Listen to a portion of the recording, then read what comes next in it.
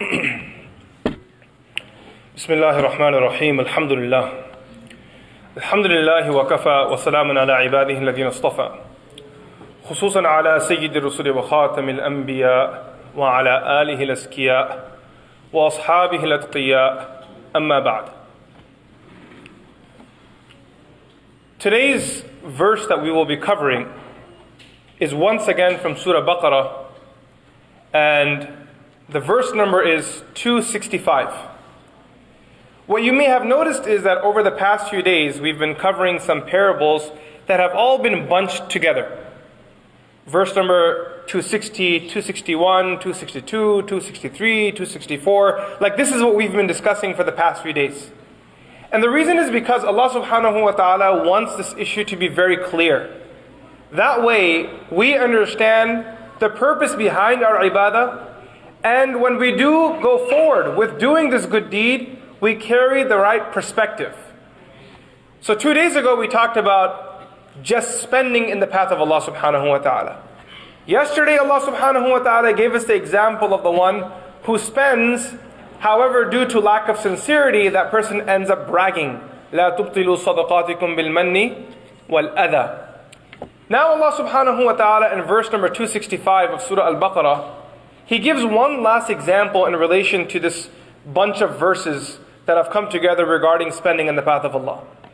In the previous verse, Allah talked about the one who was insincere. Therefore, in this verse, Allah subhanahu wa ta'ala talks about the one who gives in the path of Allah sincerely.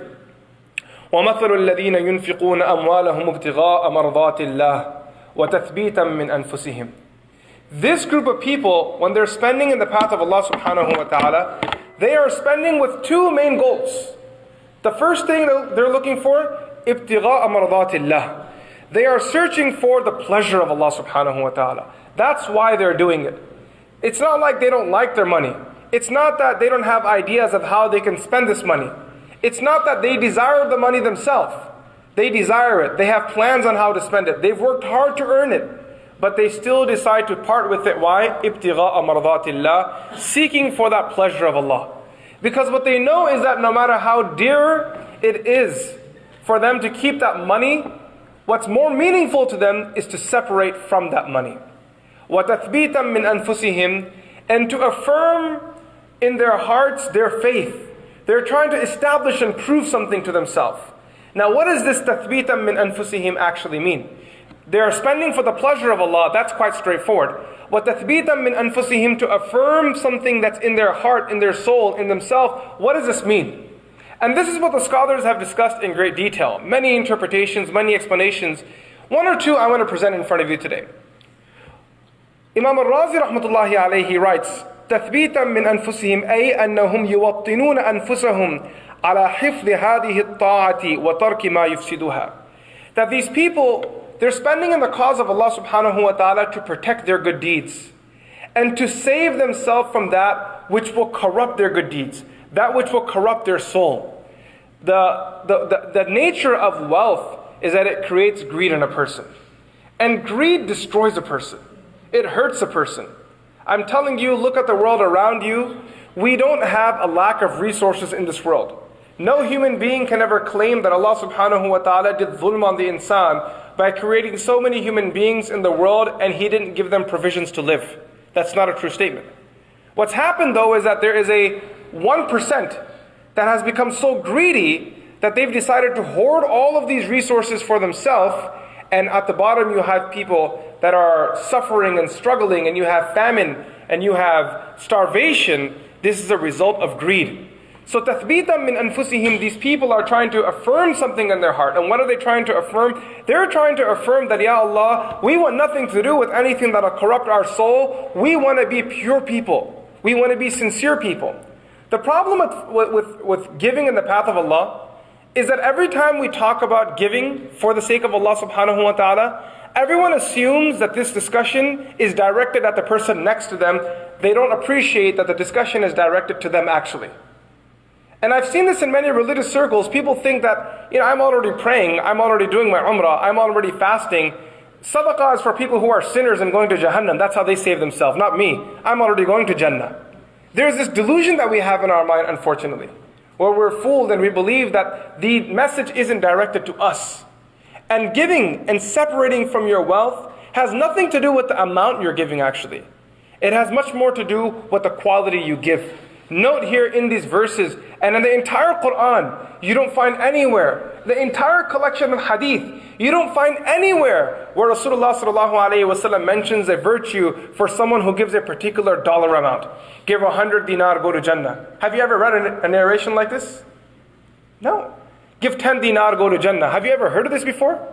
I mean, I've heard, read Subhanallah 33 times, Alhamdulillah 33 times, Allahu Akbar 33 times. Like there are numbers when it comes to tasbihat and dhikr and ibadah, but I've never read any narration that says, give 2 dinar and go to Jannah. Even though that's a very small amount.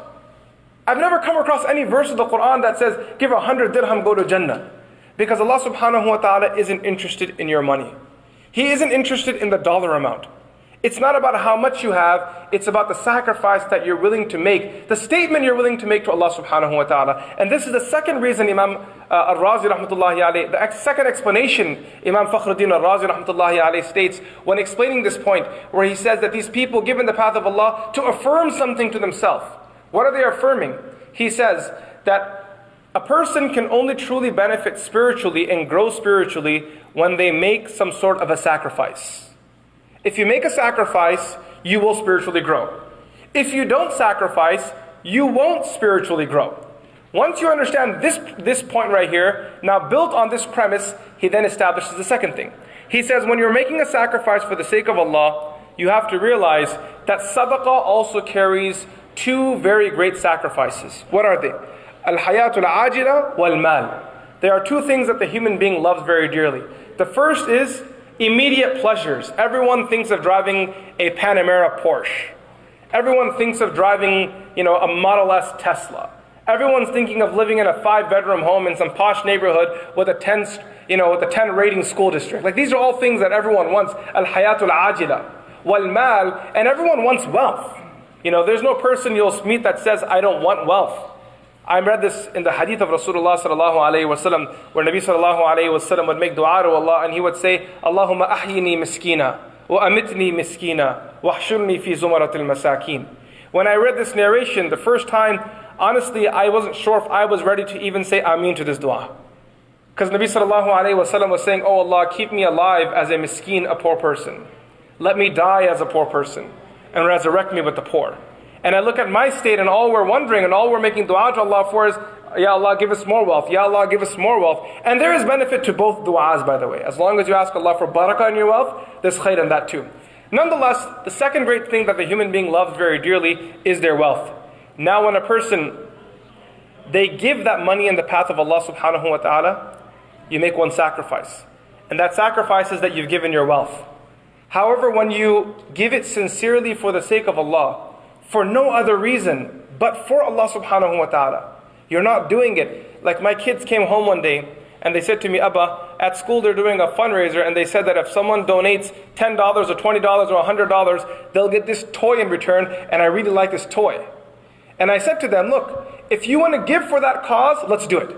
I'm willing to do that. I don't mind at all. We won't give $100, we'll give $200 because it's a good cause. There are children in the world that are suffering, and if we wish to donate, we'll do it. But the condition is we won't touch that toy. Because this is not how we do it as Muslims.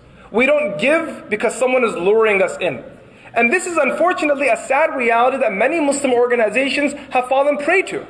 You go to Muslim fundraisers and they'll say, who will donate $10,000 so we can send them to Umrah? Is this a trade, or are you actually giving for the sake of Allah subhanahu wa ta'ala? Who will donate $10,000 so they can become a platinum member of our masjid? وَلَا حَوْلَ وَلَا قُوَّةَ إِلَّا بِاللَّهِ. Platinum member of the masjid? I didn't know that you can buy extra shares by giving in the path of Allah subhanahu wa ta'ala. That's not the Islam that we're familiar with. You give in the path of Allah, you're not giving so you can become a board member. You're not giving, I donated 50% of the wealth so the masjid could be built, therefore my opinion has to count. If that's why you gave, then take your money and go home. If that's what you gave, so you can have an influence, so you think you're lobbying Allah subhanahu wa ta'ala by giving more to Allah so you can influence the Quran and Sunnah and influence the deen and influence the fatwa that are given. If that's what you think, you're deluded. Allah subhanahu wa ta'ala will only accept your wealth if you do it only for Him.